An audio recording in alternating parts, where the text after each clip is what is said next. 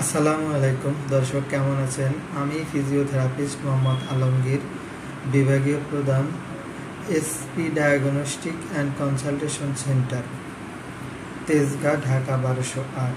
আজকে আমরা আলোচনা করব জিবিএস রোগীদের ফিজিওথেরাপি চিকিৎসা নিয়ে।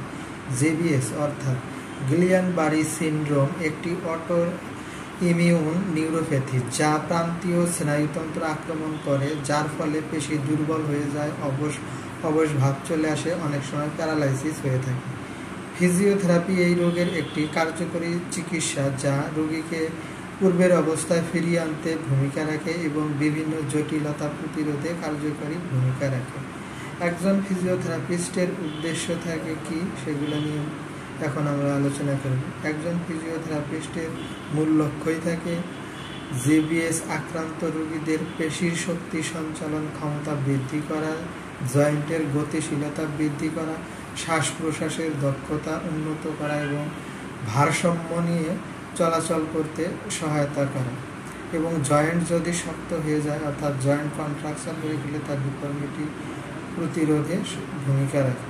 ফিজিওথেরাপি এখানে 3টি ধাপে চিকিৎসা পদ্ধতি ব্যবহার করে থাকে।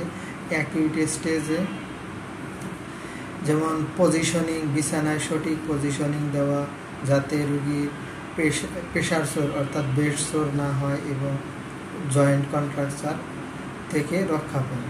তারপরে রয়েছে প্যাসিভ রেঞ্জ অফ মোশন বা জয়েন্ট নাড়াচাড়া করানো, হাত পা ধীরে ধীরে নাড়ানো। তারপরে রয়েছে শ্বাস প্রশ্বাসের ব্যায়াম অর্থাৎ ব্রেদিং এক্সারসাইজ করানো। এছাড়াও একজন ফিজিওথেরাপিস্ট তার রোগীর পজিশন অনুযায়ী কিছু ইলেকট্রোথেরাপি ব্যবহার করে থাকেন।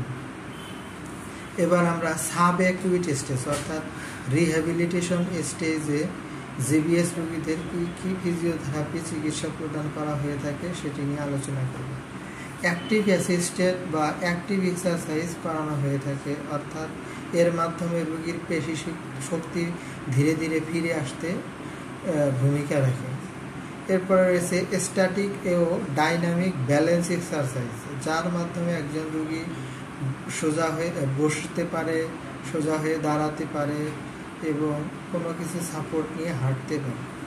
এর পরবর্তীতে রয়েছে গেট ট্রেনিং, ওয়াকার বা কেটস ব্যবহার করে হাঁটার প্রশিক্ষণ দেওয়া হয়ে থাকে।